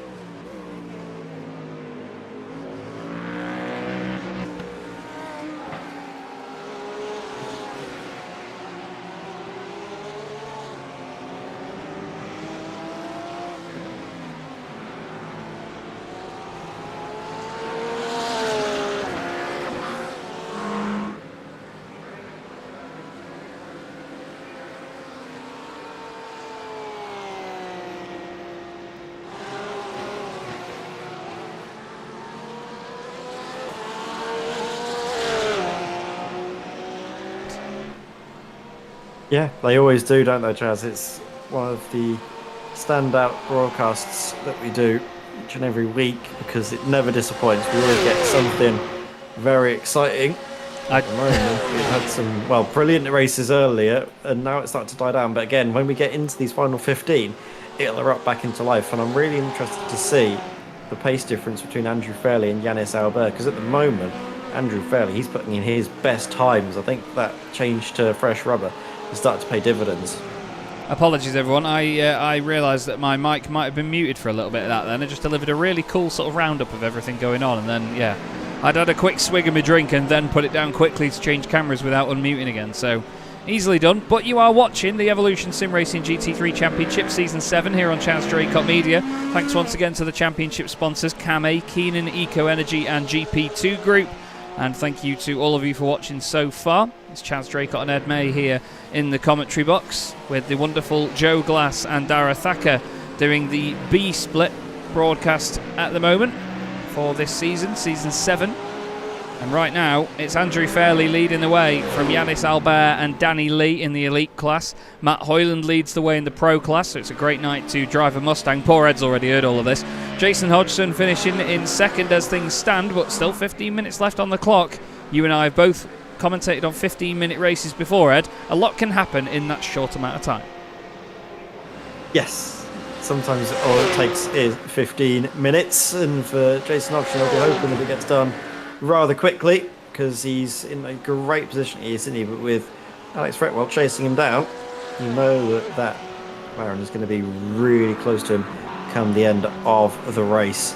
Matt Hoyland, meanwhile, like you've mentioned, just absolutely in dreamland. Just so comfortable as well, isn't it, for Matt? Yeah, it really is. Just seems like he's taking it all in his stride at this present moment. And I think there's going to be a few drivers in this field that are feeling like Imola is a track they want to see the back of. And then there's going to be other drivers that go, no, you know what, that was really, really good. Can we do it again? So it's definitely a circuit that divides opinions, I think. But again, that just comes down to, you mentioned it earlier actually, Ed, muscle memory is important around a track like this, isn't it? It's all about practice. It's just the muscle memory, the practice. It becomes second nature to you. It's a circuit that I tend to do every time I get in a new bit of kit on iRacing. The one circuits I tend to go to is either Imola or somewhere like Silverstone, a circuit that's got a lot of different sort of corner characteristics, elevation as well. Spa's another one where it's got a little bit of everything. But for me, hot lapping around Imola, there's just something special about it. It's just something that really demands a lot from the driver and helps you build a lot of good car control as well. If it's something that you're necessarily not as experienced with, yeah, it'll come to the forefront at a circuit like Imola. It will punish you hard if you haven't put the work in. And to be fair, I think Luke Lucchese's ready to punish Thomas Pugh hard right now if he hasn't put the work in, because Thomas has been reeled in over the last few laps. 0.6 of a second difference on that previous lap. Luke Lucchese now starting to look threatening, and Luke Van Gortel is there to sort of come with him as well. He knows what the situation is. Look, Luke trying to tuck it in on the exit and get the run. That is so nicely choreographed, isn't it? That was gorgeous by Luke Lucchese. He's going to give himself the inside line by the time they get to Piratella at the top of the hill. Turns it in. Nice and tidy. Very well done to the pair of them there. Good, respectful racing. Now they're still side by side as they head down towards Aqua Minerale. Thomas Pugh, I would have thought, backed out of that one. Oh, and that's why you would have thought he would have done. And Luke Van Gortel says, thank you very much, boys. I'll have some of that and I'll go through. Okay, it's not been in his night really, has it, Chaz? It's fair to say. No, understatement of the day, I think. Still though, credit to him to fight all the way back through. Again, there's just a bit for misjudgment really, isn't it? On the inside, just not really judging how much space was being left. Casey, credit to him though, for fighting back through. 7th in class is still going to be a decent haul of points, so it's not really going to be the end of the world for him.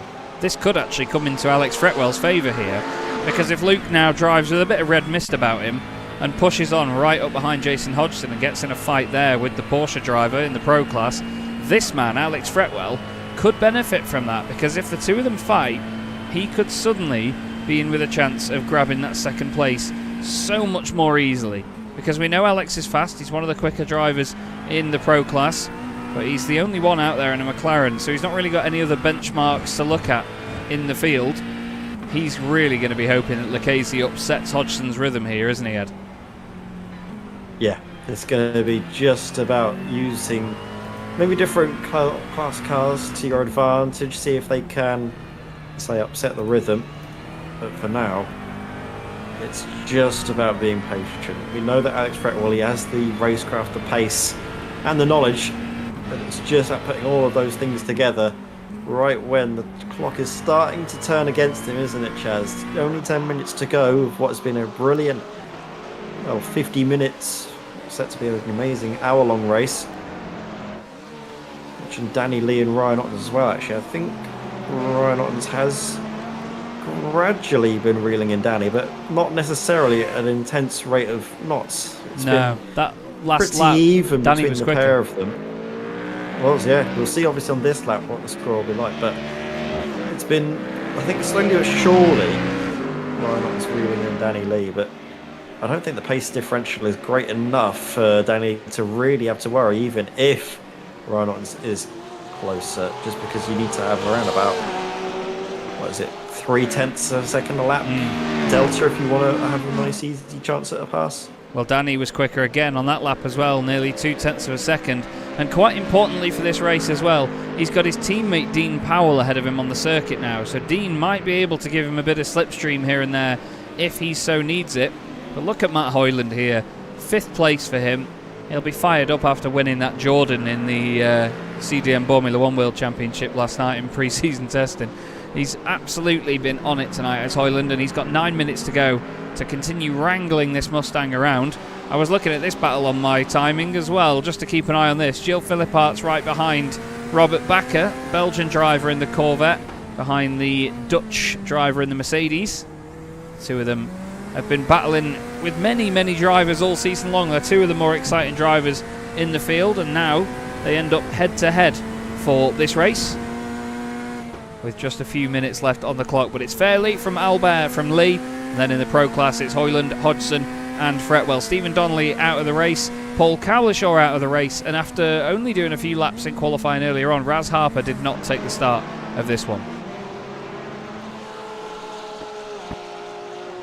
Yeah, as again, my signal seems to be cutting in and out, which is not really optimal. It's managed to come back just in time for this battle, hasn't it? With Jack Wyborn and Lawrence van der Water to tussling it out for 4th place in the Pro Class. Lawrence certainly with a little bit about him in terms of pace. I don't know if you can see this, Ed, sorry. Wyborn on the last lap is... Sorry, Tom. The rear wing spec map on this car seems to have something different on it than the actual logos. You know what I mean? I can see. There you go. Weird, Endurance team. It says something about endurance team underneath it. That's really strange. Oh, I'm not seeing that. Is that like old spec map potentially? Maybe. Maybe I should actually update the spec maps. Yeah, because I do have it so that if you don't have a spec map on a new livery, it doesn't get rid of the old one. So maybe I should work on that. I don't like it getting rid of old liveries and stuff. Because I run so many series with paint packs and things, I can't have it set so it removes liveries and things. Still, I'll have to keep taking trading paints every single time you do a broadcast, isn't it? It's just a nightmare. Just remembering how the series runs. We'll have to see. Jack, if you watch this broadcast back, let us know what the hell that's about, mate. If not, then yeah, send me your ID and I'll get it removed. I'm sorry. We've got two elite drivers battling further down in 18th and 19th place, actually, just behind those guys. Chris Versteinen and Kevin Daniels. Seems like the Dutch and the Belgians all want to go to battle one another here. It's another Belgian and Dutch little scrap, but it's the Mustang ahead of the Porsche. These two not having the cleanest of races, are they? Unfortunately, Ed, they've not had the easiest time of it. Chris Versteinen 2 places down on where he started. Kevin Daniels down 5. Yeah, they've certainly been through the ringer, it's fair to say, as we approach the final 6 minutes of racing. It's just about really nice and steady with it, which is what we've seen from Andrew Fairley. And, well, the word go, he piled the pressure on Luke Lucchese. And there was a bit of a misjudgment between the pair of them. Andrew Fairley didn't really do anything wrong in the contact between himself and Luke Lucchese, which saw Luke Lucchese suffer damage and drop back through the order. Just wasn't really enough room left for Andrew Fairley when he tried to make that move around the outside, but then became the inside through first chicane. But from then on out, he's looked really strong, hasn't he, Chaz? Again, very similar to the performances we've seen so far this season. Just, well, in a class of his own here tonight. Yeah, it's been so tidy all evening. So tidy. It's great to see it as well, because like we've said, he's had a bit of an up and down season, to say the least. It's been inconsistent in terms of results, but it's great to see that when the fortune does go his way, he takes that opportunity and absolutely runs with it, doesn't he? Yeah, really does. It's great to see just drivers when they get into their element, performing at their absolute top level. And these past couple of rounds, Andrew Fairley has really been in that sweet spot, and it bodes well for the remainder of the season. Same as well, actually, in the Pro class. Alex Fretwell, after a great run earlier on in the season, struggled a little bit, but now right back up into fine form, especially considering his main rival, Chris Jennings, isn't here scoring points. This could be a big swing in the championship for Alex Fretwell, because as it stands, he's on track for some great points with a podium result, as that is Bobby Trundley. His fine form seemingly coming to an end was Matthew Croft. Hopefully there wasn't contact between the pair of them, but I would put money on it. Oh, there's nearly contact there as well. Bobby Trundley and Matthew Croft were on the same lap and still are. Croft down the inside. Trundley just didn't know he was there by the look of it. Turned in as if he wasn't. I think he was expecting the BMW to get it stopped on the apex, but Croft was a little bit wide of the apex, but I think that's a 6 of one, half a dozen of the other. Oh no, Jason Hodgson, he's around, so the gap has changed, or the positions have changed in the Pro class, Ed. Oh no, Alex, no. Well, that is... I wouldn't be surprised to see Alex slow down for Jason. And there it is. There it is, look. He's let him back through, or he's going to anyway. I'd imagine so. That was, yeah, I think Alex knew that wasn't on. That's really lovely. We've seen that before from Alex as well, haven't we? That's great sportsmanship, moving over and out of the way for somebody competing with him in his class after making contact with them. That is what you love to see. Because even if he thought he was in the right there, even if he thought, you know, he turned in on me, I made it obvious, he's still negating the fact that the stewards need to do anything on that, because at the end of the day he's given the position back. That makes life so much easier for so many people just doing that. And having the respect for your competitors, big hats off again to Alex Fretwell. Ryan Ottens is not too far ahead of Matt Hoyland here, actually, just looking in the top 5. And Hoyland is, well, he's not really in a place where he needs to risk anything now, is he, Ed? Because after that's changed, he's 20 seconds clear. Yeah, sorry about that. My mic was muted earlier as I was sniffling. I've still got a horrific cold that's been plaguing me for the past however long it's been now. I can't remember when I was last able to breathe properly through my nose. It feels like it, honestly. You take for granted when you can breathe properly. But yeah, it was great sportsmanship from Alex Fretwell. Out in front, Matt Hoyland, like you've mentioned, Chaz, class of the field in the Pro class. Yeah, he's absolutely smashing it, is Matt, at the moment. We're going to have one more lap in the race, I believe, after this. Hoyland is actually trying to get one over on Ryan Ottens here for an overall position, and I think he might well do it. Andrew Fairley still leads the way, though. It is going to be just one more lap after this. Yannis Albert, well, he was 1.1 seconds quicker on that previous lap, but I think Andrew had to take evasive action because of the contact between Croft and Trundley. Let's see what Yannis has got in the tank in this last lap. Could Andrew have gone a bit slower because of fuel? Could he have cut it fine? He was in the pits for about 1.5 seconds less. That can be quite a good amount of fuel with the high flow rate that these fuel pumps have. It is almost identical lap times, though, that time round. So Yannis not really taking much out of him on lap number 34.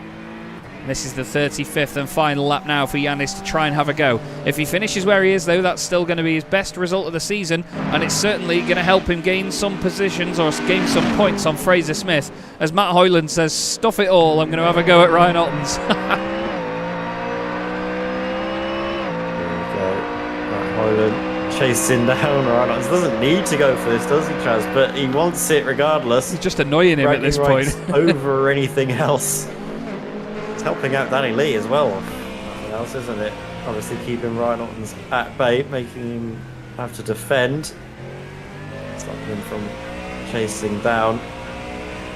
For Mustang ahead. And again, it's not something we've seen too often, but great, isn't it, to have this battle for the 4th place overall. Matt Hoyland really proving himself this late stage of the season. Could be in line maybe for a jump up into the elite class. Fretwell has got past Hodgson just now. He just gets it done, this time into Tosa again. He makes it a little bit more clear this time that he's going down the inside, and through he goes. We need to look at the front of the pack though, because after a fantastic performance, Shaw got the lead in slightly controversial circumstances, but we don't think he did anything wrong. Andrew Fairley is going to take a brilliant victory at Imola here in the Evolution GT3 Championship, Evolution Sim Racer GT3 Championship I should say. Yanis Albert is second, and for the second week running, Danny Lee is going to grab himself a podium head. He'll be over the moon with that one, as Hoyland is going to win in Pro. Yeah, brilliant stuff there. Matt Hoyland coming through for the Pro Class victory by, once again, a sizable gap to the rest of the field. It's going to be a drag race to the line. Alex Fretwell parking it on the apex and slamming down on the loud pedal as he makes his way over to the start-finish line. It will be Alex Fretwell just ahead of Jason Hodgson, but big moves, isn't it, in the championship for Alex Fretwell. He came into this second place, and I'm almost certain with Chris Jennings not being in attendance that he will come out of Imola round 12 into round 13 and 14 as our GT3 Pro Championship leader. Yeah, he's going to be absolutely buzzing with that. Really good stuff. And at the end of the day, the Pro Championship is nice and close heading into the final couple of rounds of the season. The whole thing is quite close as well. Fraser Smith not being here tonight will certainly feel the pressure a little bit in the last rounds. As Dean Powell, oh no, he's already crossed the line. That's okay. I thought he'd just fallen short at the end of the race there, but I think Dean had a slight disconnect earlier on, which is what threw him out.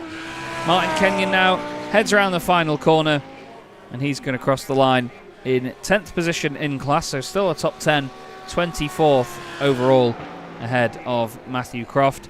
Danny Lee will be over the moon with another podium. He had a relatively quiet race in the end there, but he'll be completely buzzing with that one. We're going to have a look at some race results, and there it is. Andrew Fairley takes the victory in round number 8 ahead of Yanis Albert. Danny Lee in 3rd position ahead of Ryan Ottens, and Luke Van Gortel completing the top 5. Luke Lucchese, considering the 2 incidents that he had, still finishes 6th. Hats off to him.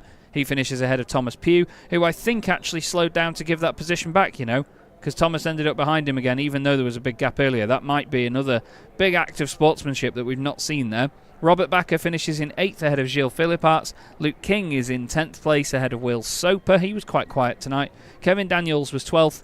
Then it was Chris Versteinen and Tom Weston. Dean Powell was a lap down, and Paul Cowlishaw and Raz Harper did not complete the race.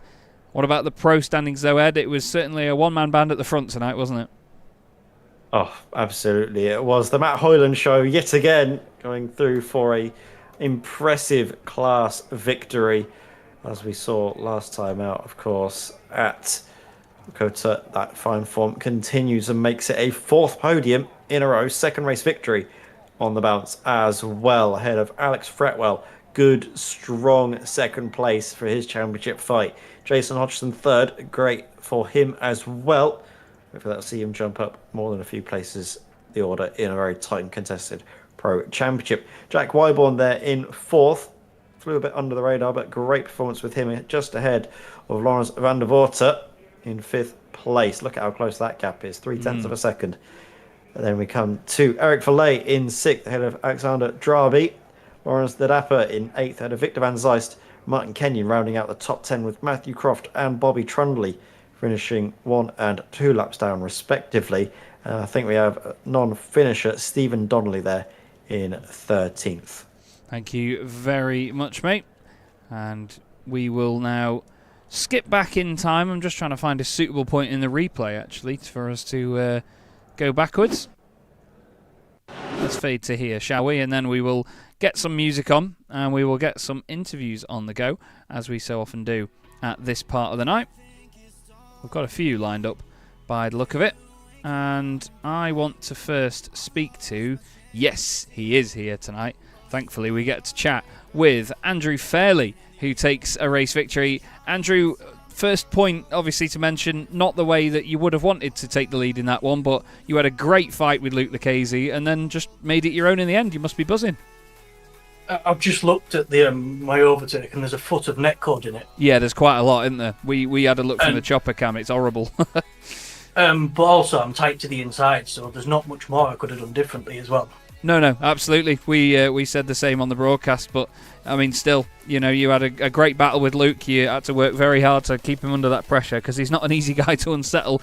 But you just seem to have it all in check tonight. You must be over the moon. Yeah, over the moon. I could tell from like lap one sort of thing that he was probably carrying more wing than I was. I also looked at it in qualifying as well as top speed, and I was a couple kph quicker. And I thought to myself, well, if I can get P2, I can probably slipstream my way past, which is obviously what I planned to do. I tried it once, it didn't work, he defended, so I just backed out. And then I had too much of a run not to go for it. Yeah, absolutely. And the move eventually paid off, of course. Later on in the season, though, you know, you've looking back at your championship, it's been rather up and down, to say the least, as Ed and I looked at earlier on. But when it goes right, it goes really right, doesn't it? Yeah, it's just unfortunate things. Donington was a good qualifying for me, especially in the Mustang, because it was not a strong car there. Just an unfortunate lap one incident there, and then race 2, just again unfortunate incident. So 0 points on what turned out to be a decent track for me as well. Yeah, it happens to the best of us, mate, but it's still great to see you get that fantastic win tonight, your second win of the season. Is there anyone you'd like to give a shout out to before we let you go? I would like to thank David Schilling for teaching me about setups, and without him I wouldn't have been able to make the setups I have done for the past couple of weeks and been competitive. Fair play. Well, great to speak to you, Andrew. Well done again, mate, and we hope to speak to you again very, very soon. Have a good one. Yeah, cheers, guys. Cheers. Andrew Fairley there, straight to the defence, but understandably so. You know, when there's been a sort of, I don't want to call it a high-profile incident, but, you know, when there's an incident for the lead of a race like that, Ed, you do need to sort of cover your backside a bit, don't you?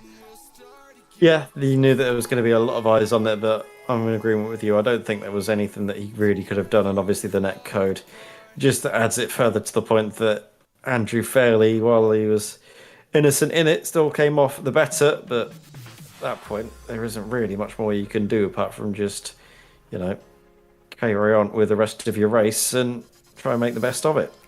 And someone that made the best of it tonight also in a Mustang was Mr. Hoyland. Matt, again, great night for you. You took a win in the second race last time out at Kota. You were third in the first race. Now you come here to take a win outright in an hour-long race, and you were pestering some of the elite drivers at the end. You must be beaming again, sunshine. I was smiling the whole way through that race. It's been a long time since I've just got into a race and I've enjoyed myself the whole way through.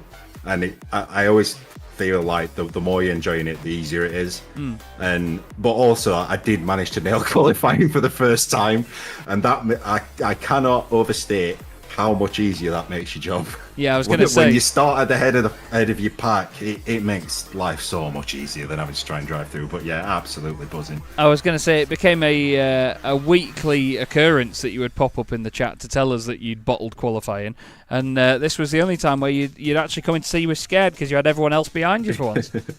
Yeah, I very nearly did bottle that last lap as well. This is going to sound like I'm blowing my own trumpet, but it should have been faster. God. I was 2/10 down after the first chicane. I was like, oh God, not again. He's done it again. But thankfully, I had a mega last sector and managed to claw it back. But yeah, just huge. It was nice to be able to fight the elites. I always feel a little bit awkward shoving my nose in places where a lot of people probably feel it doesn't belong. But at the end of the day, putting cars between myself and other people in my class is a big tactical advantage, and it's something you have to take advantage of if you think you've got the pace. Yeah, 100%. At the end of the day, you may as well do it. You know, we saw you absolutely terrorising poor Ryan Ottens at the end there with that massive Mustang and that tiny little Corvette. But still, it's great to see the result come your way, Matt. Is there anyone you'd like to give a quick thanks to before we let you go? Yeah, just thanks as always to my guys, GT guys. I know Danny got a win tonight. He's buzzing, so he'll be chatting away to you. So yeah, just thanks to them as usual. Thank you to you a lot again. Obviously, shout out to Ryan as well. He were defending me hard, but it was good fun trying to find a way by. And obviously, we know how much of a class driver Ryan is, so to even be able to pester him is huge. Well, great to speak to you as always, Matt. Thanks once again for jumping in, and we'll see you in a week's time at Mugello. Thank you, guys. Catch you later. Well, Matt Hoyland, it's all been going his way at the moment, hasn't it, Ed? He had a fantastic run at Kota, as I mentioned, and now to win it like that by 20 seconds tonight, what a drive. Yeah, brilliant stuff. He is certainly one of the stories of the night. Matt Hoyland, from what was a brilliant performance from start to finish. Like you said, it was great having that qualifying performance, getting away from the pack because they were battling amongst themselves, but that doesn't take any shine off what was a really impressive drive. Absolutely, and another Mustang driver joins us in the commentary box now. Danny, you must be, again, really, really chuffed. It didn't quite go badly last week, did it? And now another overall podium to your name in this round here at Imola. It didn't seem like a track where the Mustang was going to be favoured tonight, but you made it work. Yeah, it seemed to fly over those curves for the most part, and yeah, this was a really, really lovely full free course dinner of a race. Loved it. The track, when you get into the groove in Imola, it's probably one of the best, despite every corner feeling like a sack full of doorknobs. You know, there's just something about it that makes it so addictive to lap again and again. And when you've got such close company in the form of Ryan Ottens, who was just a complete brick wall in the first half and then a terror in the second half, that was a brilliant race. Really loved it. I was thinking about a sort of comparison for it during the broadcast itself, but it's the pursuit of that perfect lap around Imola, isn't it, that keeps you pushing around a circuit like this, isn't it? Because it's so hard to string it together, but you know you can do it. It's just that pursuit, isn't it, that keeps you intrigued. Yeah, it has a lot of depth to it in the fact that you will learn here more than anywhere else how the weight transfer of the car can make the difference between sausage curves being, you know, a cocktail sausage or being a full-on bratwurst. You know, you've really got to lean the car on its door handles to lighten the end of the car that's going to be taking the force. So, yeah, it's ripe for detours and guides. Really, I should do more on that. It's just a really, really good track. It's one of those tracks that's kind of horrible to lap around on qualifying pace, but when you're with other people in race rhythm, just so smooth, despite being one of the lumpiest circuits around. And we go to another chicane-laden Italian circuit next time round, but in different conditions at Mugello. How are you feeling about going there? Mugello feels a bit like Imola, but scaled up. Yeah. Every corner is a lot faster. Every sequence is just more kilometers per hour. I don't predict the Mustang will be quite as strong there. I think that's where the mid-engine cars will really start to shine. So I'm not expecting it to be as good as this week, but it's a lovely looking circuit, you know. Some of them look dated, a little bit plain, a little bit beige. Mugello is one of those ones that really does kind of suspend your belief that you are there. So yeah, looking forward to it. It should be a classic, and then just one more after that to round it all off. Absolutely. Well, thank you very much again for joining us tonight, Danny. Is there anyone you'd like to give a shout out to before you go? Cheers to Ryan for serving up a real solid chase and a great race. High quality stuff. To you guys for the broadcast, you do a great job. Thank you. And the league admins for constantly providing us a really, really good place to race. So thank you, everybody. Great to speak to you as always, Danny. Thanks again, and we'll see you at Mugello. Have a good one. Cheers, Chad. See you then. There we go, Danny Lee. And another very positive night for him. We will move very quickly on, though, because I want to speak to Mr. Fretwell, because he has once again shown us not just fantastic pace and consistency, but that sportsmanship came out again tonight, Alex. You must have been pretty pleased in the end when you could get back past the Porsche once more of Jason Hodgson. Yeah, second time lucky. Yeah, I completely got the strategy wrong given the circumstances. I knew it was quite heavy on fuel, so we'd be taking quite a bit at the stop. So I thought, for what difference it is, I might as well take tyres. So started on a little bit less to run light. Didn't expect to be sat behind elite cars for the whole first stint. So that sort of messed things up there. And I don't know what my calculations were, but ended up probably about 2.5, 3 laps overfueled anyway. So that sort of, I think it was about 4 seconds to Matt once I'd got a bit of clear air when I pitted. And then, yeah, noticed it was about 10 or 11 when he pitted. So, yeah, lost a little bit in the stop and obviously dropped back behind Jason, which put me in that sort of chasing situation. And yeah, like I said, the first one, it's not even worth talking about. It was, it was so late it could have been on Mugello next week. So. Yeah, sort of reset and went again. Fortunately, I had quite a bit of pace in those last few laps. So yeah, happy with P2, good for the championship.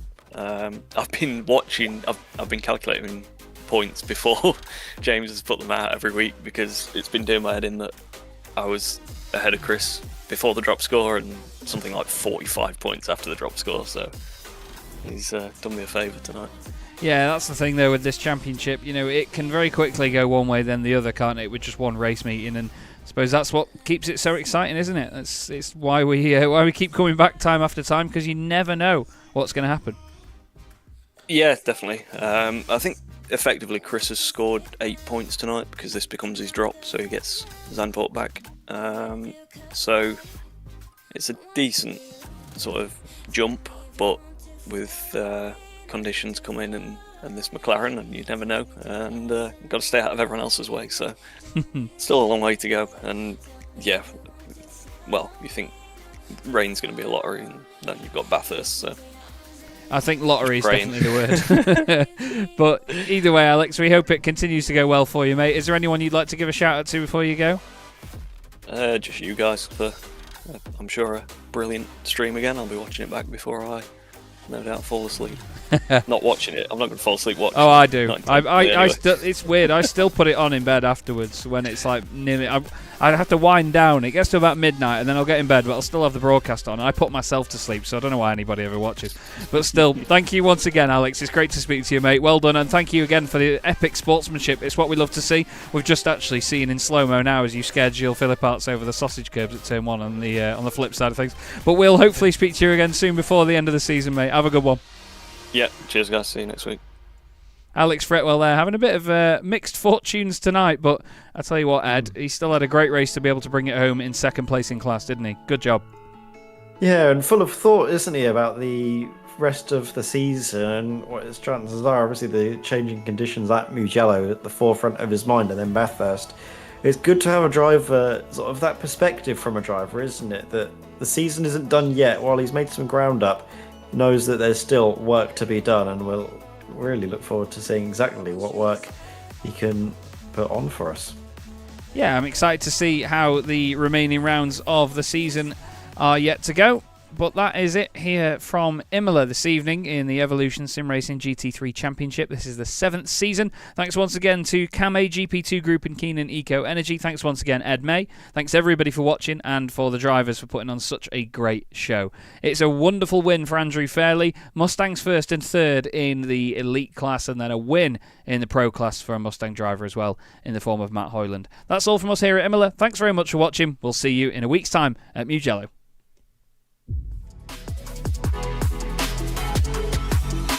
And look at Jochen Hahn and Antonio Albacete. The two of them go flying through the right-hand side, then the left-hand side. Jochen Hahn around the outside, and Lucas Hahn, no father and son, come together on the exit of turn 1. And the best thing about this is the fact that it's still a 15-minute sprint race. They've not extended the time of the race. It's still just like, it's going to be, what, 7 laps as far as I can know? Yeah. We get to the real nitty-gritty of motorsport. Cranston and Smith are side by side for the title in the very final race of the season. As they go back up the hill towards the Schumacher. Nils Kor clips the back at 10. Simon Povey clips the side of Nils Kor. They go over the hill and Povey's around. Oh my god, that's going to definitely be the thumbnail, isn't it? Hit me in the right direction. Thank you so much. 23 cars.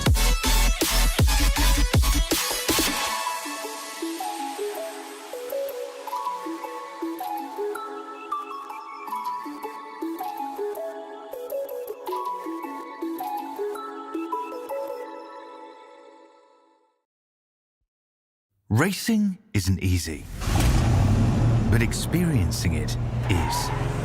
iRacing puts you in the driver's seat with the industry's leading sim racing game. Drive on laser scan replicas of the greatest racing circuits from around the world. Go head-to-head against other drivers chosen by skill-based matchmaking to ensure competitive racing at every level. Compete across all your favorite series. In officially licensed cars, engineered to deliver the most accurate driving experience possible.